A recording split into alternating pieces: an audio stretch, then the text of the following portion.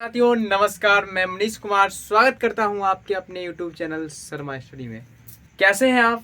उम्मीद करते हैं अच्छे होंगे, स्वस्थ होंगे, मस्त होंगे, तंदुरुस्त होंगे और अपनी पढ़ाई में ज़बरदस्त होंगे। आज हम इस वीडियो में आपको बताने जा रहे हैं आपके ही वर्ग 9th के साइंस सब्जेक्ट में फिजिक्स का पहला चैप्टर, जिसका नाम है विज्ञान और मापन, जिसे इंग्लिश में साइंस एंड मेजरमेंट के नाम से जानते हैं।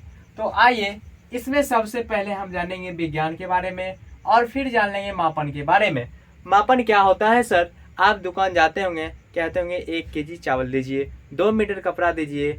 वह जो दोस्त है मेरा, इसका लंबाई 4 फीट है। यानी कि ये सब जो आप फीट बोल रहे हैं, ये जो आपको किलोग्राम बोल रहे हैं, ये आप मीटर बोल रहे हैं, यह सब जो है मात्रक होता है। अर्थात मापने के लिए जो आप बोले 1 केजी 4 फीट, ये सब मापने के लिए जो चीज़ की आवश्यकता पड़ी उसको मात्रक हम बोलते हैं। यानी मापना ही मापन कहलाता है। तो आइए इसको देखेंगे बाद में। सबसे पहले हम देखते हैं आखिरकार विज्ञान क्या है। विज्ञान को इंग्लिश में आप जानते हैं हम साइंस बोलते हैं, और साइंस जो है आपको पता होनी चाहिए साइंटिया शब्द से बनी है। किस शब्द से बनी है? साइंटिया शब्द से बनी है। और साइंटिया शब्द में ही साइंस को सीओ कहीं पर आपको देखने को मिलेगा। ध्यान रखिएगा, ये मत समझिएगा जो यहाँ पर कहीं कुछ मिस्टेक है। ये साइंटिया शब्द से ही जो है यह सीओ शब्द लिया गया है। और यह किस देश का भाषा है? तो लैटिन भाषा है, यूनान देश में बोली जाने वाली भाषा है, जिसे हम ग्रीक शब्द के नाम से भी जानते हैं। और यह यूनान में बोला जाता है। तो अपने यहाँ यही यूनानी शब्द जो साइंटिया है, इसका मतलब ज्ञान होता है या फिर विज्ञान होता है। उम्मीद करते हैं यहाँ तक आपको अच्छे ढंग से समझ में आ गई होगी। आगे देखिए, जब विज्ञान हम हिंदी में लिखते हैं तो यहाँ पर देखते हैं 2 शब्द है। एक हमारा वी है और दूसरा ज्ञान है। विज्ञान 2 शब्दों से मिलकर बना, एक वी और दूसरा ज्ञान। जहाँ पर वी का मतलब जो होता है वो विशेष होता है या फिर विशिष्ट होता है, और ज्ञान का मतलब तो ज्ञान होता ही है।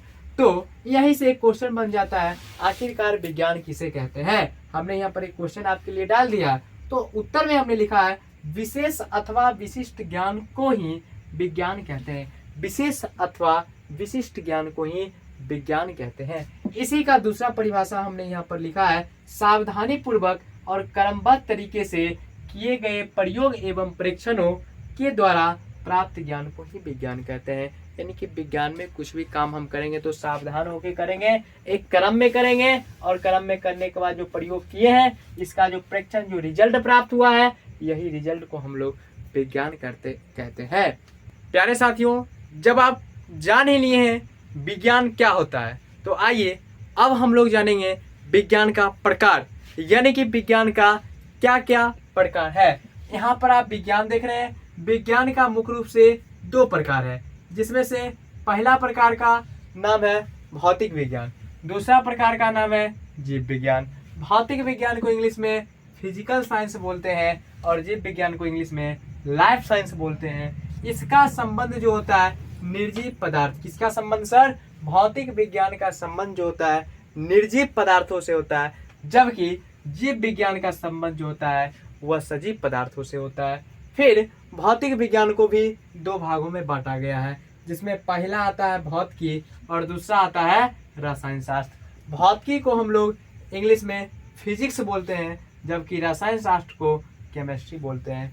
भौतिकी में जो है किसी भी पदार्थ में प्रकृति के बारे में जब हम जानते हैं तो प्रकृति की बाहरी बनावट के, बाहरी संरचना के और बाहरी गुण के बारे में भौतिक विज्ञान में पढ़ पाते हैं।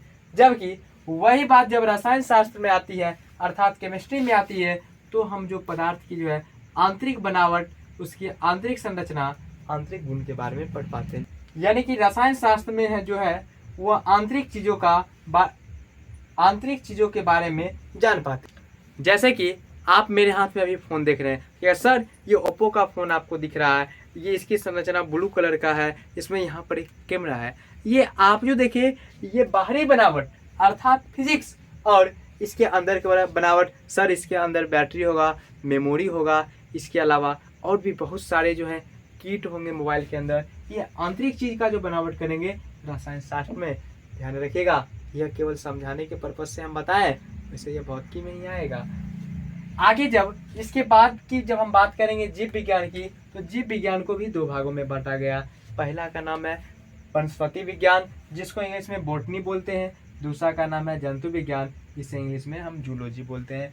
वनस्पति विज्ञान जो है, इसमें हम पेड़ पौधे के बारे में पढ़ते हैं, यानी विज्ञान की वह शाखा जिसमें हम पेड़ पौधे का अध्ययन करते हैं, वह वनस्पति विज्ञान कहलाता है। जबकि जंतु विज्ञान, विज्ञान की वह शाखा जिसमें हम जीव जंतु के बारे में अध्ययन करते हैं, जंतु विज्ञान कहलाता है। इसके साथ ही ध्यान रखिएगा, फिजिक्स के जो जनक अर्थात कहा जाता है फादर, इन्हें न्यूटन साहब को कहा जाता है। केमिस्ट्री के जो फादर हैं वो एंटोनी लेवोजियर साहब हैं। जबकि वनस्पति विज्ञान के जो है फादर हैं वो थियोफ्रेस्टस साहब हैं। और जंतु विज्ञान के जो जनक हैं वो अरस्तु साहब हैं। और जंतु विज्ञान ही नहीं, पूरे जीव विज्ञान के भी जनक कौन है? अरस्तु साहब। ध्यान रखिएगा, ये एकमात्र ऐसे वैज्ञानिक थे जिन्होंने 500 से अधिक प्रजाति के पेड़ पौधे का खोज किए थे। अगर 10-20 पौधे का नाम बताने के लिए कहा जाए तो मुश्किल से आप बता पाएंगे, लेकिन ये 500 से अधिक पौधे का खोज अकेले ये किए थे, इसलिए इन्हें पूरे जीव विज्ञान का भी जनक कहा जाता है। उम्मीद करते हैं आपको यहाँ तक अच्छे ढंग से समझ में आ गई होगी। तो चलिए अब आगे की जो बातें हैं वह हम लोग जानते हैं कुछ महत्वपूर्ण तथ्य, यानी कि कुछ ऐसी बातें जो आपके लिए और आपके एग्जाम के लिए महत्वपूर्ण है, आपको ऑब्जेक्टिव क्वेश्चन में काम देगा। जिसमें पहला तथ्य हमारा है, प्राचीन भौतिक विज्ञान के पिता कौन थे? तो प्राचीन भौतिक विज्ञान के पिता न्यूटन साहब थे। जबकि आधुनिक भौतिक विज्ञान, जिसे हम मॉडर्न फिजिक्स के नाम से जानते हैं, इसके पिता कौन थे? तो अल्बर्ट आइंस्टाइन साहब थे। अगला है, रसायन विज्ञान के पिता कौन थे? तो रसायन विज्ञान के पिता एंटोनी लेवोजियर साहब थे। अगला है, जीव विज्ञान शब्द का जन्मदाता कौन है? तो जीव विज्ञान शब्द का जो जन्मदाता है वह एक फ्रांसीसी वैज्ञानिक लेमार्क और जर्मन वैज्ञानिक ट्रेविरेनस साहब ने किए थे 1802 ईस्वी में। ध्यान रखिएगा, इंपॉर्टेंट है। अगला है, जीव विज्ञान का जनक कौन है? तो जीव विज्ञान का जनक अरस्तु साहब है। अगला है, जंतु विज्ञान का जनक कौन है? इसका भी जनक अरस्तु साहब है। अरे अरस्तु साहब ये है कौन जो बार बार इनका नाम आ रहा है? तो ध्यान रखिएगा, अरस्तु साहब जो है प्लेटो का शिष्य और सिकंदर साहब के गुरु थे। नहीं कहते हैं जो जीता वही सिकंदर, वही ये सिकंदर है, इनके सिकंदर के ये गुरु थे। अगला है, वनस्पति विज्ञान का जनक कौन है? तो थियोफ्रेस्टस साहब है। अरे ये कौन है? तो ये अरस्तु का शिष्य, जिसको आप लोग चेला बोलते हैं, यही अरस्तु साहब का चेला थे। अगला है, जो विज्ञान का अध्ययन करता है उसको क्या बोलते हैं सर? तो जो विज्ञान का अध्ययन करता है ना बाबू मेरे, उसको वैज्ञानिक बोलते हैं। और किसी भी वैज्ञानिक विधि जो है, वैज्ञानिक कैसे बन पाएगा, इसके कुल मिला के 5 जो है वह मुख्य अंग है। जिसमें से पहला क्या है सर? तो कह रहा घटनाओं का सावधानी पूर्वक किया गया परीक्षण। अगर कोई घटना घटा है तो उसका सावधानी पूर्वक जांच करेगा, क्या है, नहीं है, सही है या नहीं।